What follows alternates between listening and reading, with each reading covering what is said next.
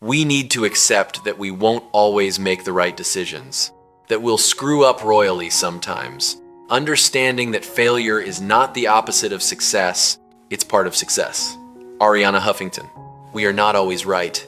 The ego, with its fierce self-defense mechanism, always tries to construct an illusion that every decision was logical at the moment it was born. But if we look deeper, we see that life is not a straight line of perfect choices, but a labyrinth where we constantly hit walls, lose our way, and then learn to redraw our own maps. A mistake is not an absolute defeat. It is a form of feedback, a rough but honest signal that forces us to recalibrate our perception. When we stumble, our internal belief system is shaken, creating an uncomfortable void. And it is precisely within that void that growth finds the space to take root. If success is the light, then failure is the shadow that helps us recognize our true form. Many fear being wrong because they equate themselves with the outcome. They think, I am wrong, therefore I am inadequate. But that is a dangerous misconception. A wrong decision does not define who you are. It merely reveals that you are in the process of learning how to become a better version of yourself. Just as a muscle only grows when stretched to its limits, the mind needs moments of stumbling to become more flexible and profound. Accepting that you might be wrong is not a sign of weakness, but a form of intellectual courage. It liberates you from the pressure of perfection, allowing you to dare to try, dare to live, and dare to step into the unknown. When that happens, failure is no longer an endpoint. It becomes an essential part of the journey to success, like the rugged stones paving the path to a more mature version of you.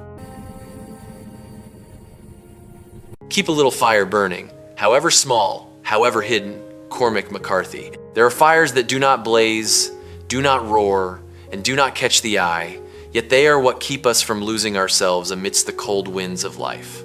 It is not a violent passion, but a quiet heat, silently existing within the mind, a small belief, a half-formed desire, a fragile reason to keep walking. Humans are often drawn to extremes, either burning out entirely or fading into darkness. But the truth is more subtle. Endurance does not come from brief explosions, but from the ability to maintain a tiny spark through the darkest days. Like an ember beneath a layer of cold ash, with just one timely breath, it can erupt into a great flame. But if you let it die, you lose more than just light. You lose the ability to warm your own soul. Keeping that fire alive does not require grand gestures.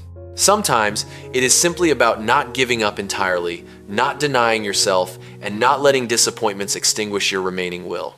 It is an instinctive persistence, a quiet decision that says, I am still here and I am not finished. And within that smallness, an extraordinary strength is forged. Because when you learn to protect a fragile flame, you are also learning to protect your deepest essence. One day, you will realize what kept you from falling was not your moments of great strength, but the times you quietly kept your inner light from being snuffed out. The road to great heights is often rugged. Lucius Annaeus Seneca. A jagged mountainside where every step is paid for with effort and steadfastness. Humans naturally crave stability, seeking comfort and certainty. So when faced with rugged paths, our first instinct is to hesitate, to doubt, and even to turn back. But it is precisely at those difficult turns that our inner architecture is reshaped, will is tempered, perception is sharpened, and character is born. Those who reach the summit do not do so because they encountered fewer obstacles, but because they understood that obstacles are inseparable from the journey. Every stumble is not just a delay, but a test of the depth of your desire.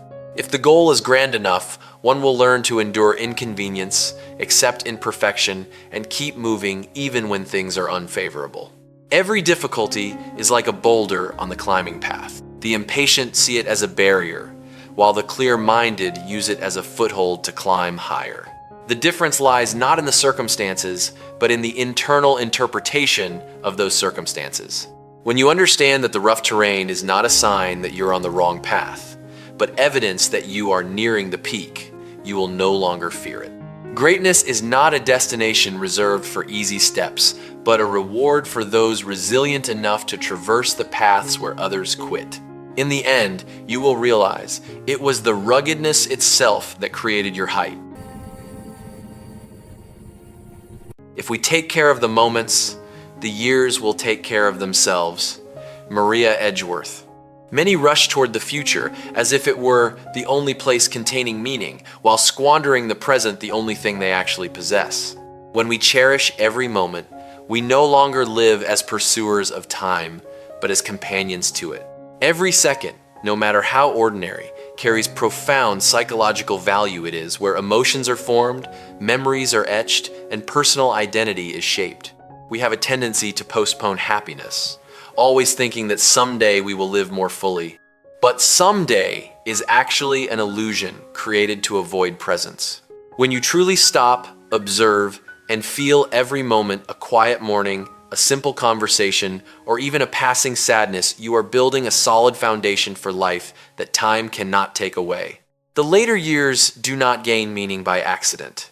They are the cumulative result of how you live today. If the present is left empty, the future is just a series of blurred memories. But if every moment is lived consciously, then time is no longer something that passes pointlessly, but becomes a stream carrying depth and value. Cherishing the present is not about passive slowing down, but about living deeper. And when you do that, you realize something deeply reassuring. You don't need to rush toward the future, because the way you live in each moment has already quietly prepared for it. The will to win is not nearly as important as the will to prepare to win. Paul Bryant. Everyone believes they have the will to win. And it's true, the desire for victory is almost instinctive. But instinct is easy. Discipline is rare. Victory is not decided in the heat of the competition, but shaped long before that in the hours of preparation that no one sees.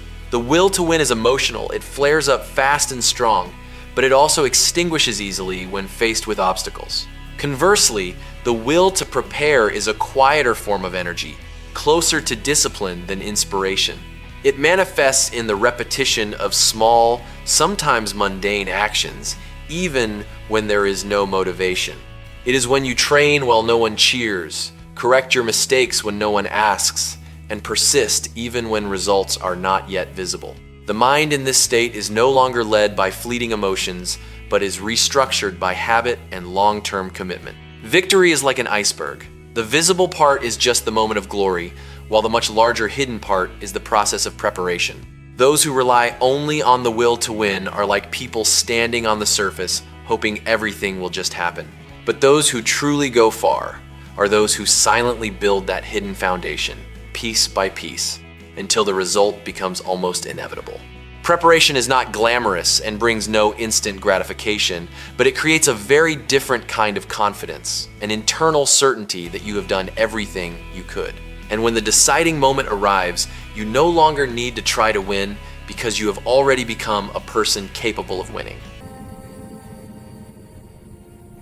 True humility is not thinking less of yourself. It is thinking of yourself less.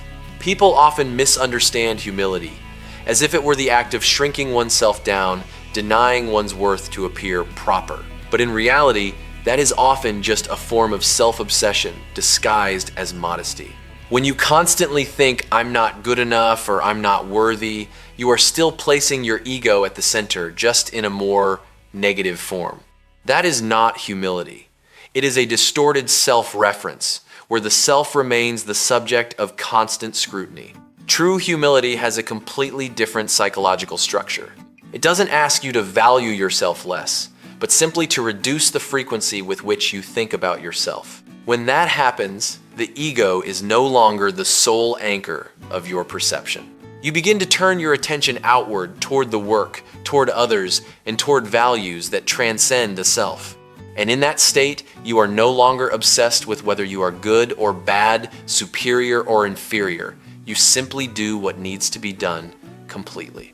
The ego is like a mirror. The insecure look into it and see only flaws. The arrogant look into it and see only perfection. But the truly humble rarely stand before the mirror at all. They don't need to constantly check their image because they are busy living and acting in the real world. It is in this thinking of oneself less that a subtle kind of freedom emerges. You are no longer bound by the need to prove or justify yourself. You don't need to become small, nor do you need to become great in the eyes of others. You only need to be authentically present, and paradoxically, that is exactly what makes your value clearer than ever. I believe that if you just stand up and go, life will open up for you. Something prompts you to keep moving forward. Tina Turner. We are not truly trapped by circumstances, but paralyzed by hesitation. When standing still for too long, the mind begins to create illusions of giant barriers, exaggerated fears, and failure scenarios repeated until they seem certain. But the moment you stand up and walk, even if just a small step, you break that loop. Action, however simple, has the power to silence the noise in your head. Life is not an automatic door that opens when you are perfectly ready. It is like a path that only appears when you begin to move. Every step is like a beam of light, cutting through the fog, not showing the entire journey, but enough to see the next step. And strangely, that lack of clarity is exactly what keeps you moving forward, for if everything were known in advance, humanity would lose the drive to explore. The prompting you feel is not something mystical. It is the synthesis of your desire to live, your instinct for growth, and the part of you that refuses to be confined. It doesn't scream or force. It silently pulls you out of a state of stagnation. If you listen closely enough, you will realize it is always there, like an underground current, just waiting for you to dare lift your feet and join the flow. When you look back, you will see that life was never truly closed off. It's just that before, you were standing still, so you thought it wasn't moving. In fact, you are the one who must start first, and when you do, the world will gradually reveal itself. Not all at once, but in pieces, just enough for you to keep walking. If you spend too much time thinking about a thing, you'll never get it done. Bruce Lee. We believe that the more we think, the closer we get to perfection, but in reality, we often get caught in the very web we spin. The mind, when not anchored by action, amplifies every possibility from ideal scenarios to the worst nightmares. And the more you think, the more you feel the need to think further, as if just one more bit of analysis will make everything certain enough. But absolute certainty is an illusion, and pursuing it only delays the starting point. The phenomenon of analysis paralysis occurs when an idea is held too long in the head and begins to lose its original energy. Excitement is replaced by doubt. Clarity is obscured by endless questions. You are no longer working, you are just thinking about the work. And in that state, time passes without results, leaving only a sense of incompleteness and accumulated pressure. Action does not require perfection to begin. It is like jumping into water. You cannot learn to swim just by standing on the shore and imagining. When you start doing, even if it's incomplete, you create real feedback. What works, what needs adjustment. It is that process that leads you to results, not endless loops of thought. This does not mean thinking is useless, but that it must have limits. Think to navigate, but act to complete. If you spend too much time in your head, you will forget that the real world only responds to what you actually do. And sometimes, the most important step is not to think more, but to dare to start when everything is still imperfect. The quality of your life is directly proportional to the amount of uncertainty you can comfortably handle. Tony Robbins. Humans do not suffer from a lack of control, but from an obsession with having it over everything. The mind always seeks certainty as a defense mechanism. It wants to predict, to guarantee, to eliminate every variable that could cause hurt. But life, in its deepest essence, is constructed of things that cannot be predicted. And when you try to force it into absolute safety, you unknowingly narrow your world until it becomes suffocating. Quality of life lies not in how much uncertainty you avoid, but in your ability to coexist with it without losing your inner equilibrium.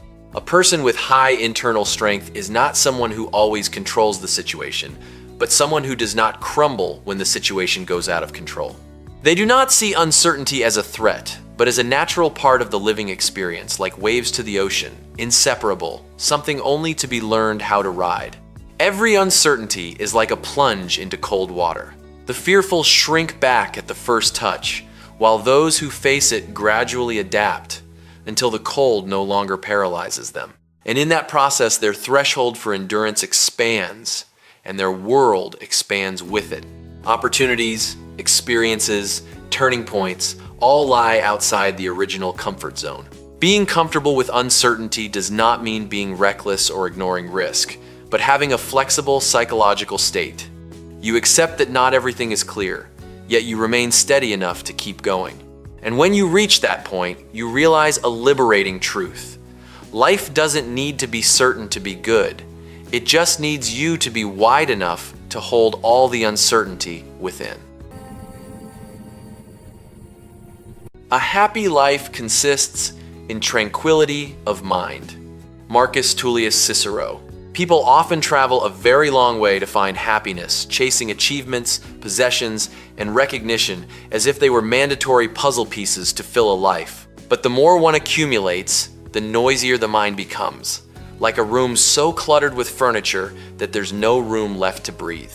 Tranquility of mind, on the contrary, is not the result of having more, but of the ability to let go, letting go of comparisons, obsessions, and endless internal dialogues. Tranquility is the state when you no longer have to constantly fight against yourself. No more tug of war between what is and what should have been. You accept reality without needing to paint over or deny it. And in that acceptance, a silence emerges, not empty, but strangely full. It is like a lake when the wind stops blowing, not because the outside world has disappeared, but because the inside of you has stopped oscillating. Many confuse tranquility with passivity, as if it were a state of giving up all aspirations. But in truth, it is a more delicate form of balance. You still act, still pursue, but you are no longer driven by the fear of loss or the craving to prove yourself. You do everything with a lighter heart, not because things are unimportant, but because your worth no longer depends entirely on the outcome. Happiness is not a summit to be conquered, but an internal state that can be nurtured. And tranquility is the soil where that state takes root. When your soul is quiet enough, you will realize something simple, yet profound. Life does not need to be perfect to be worth living. It just needs you to be present in it fully and without conflict with yourself.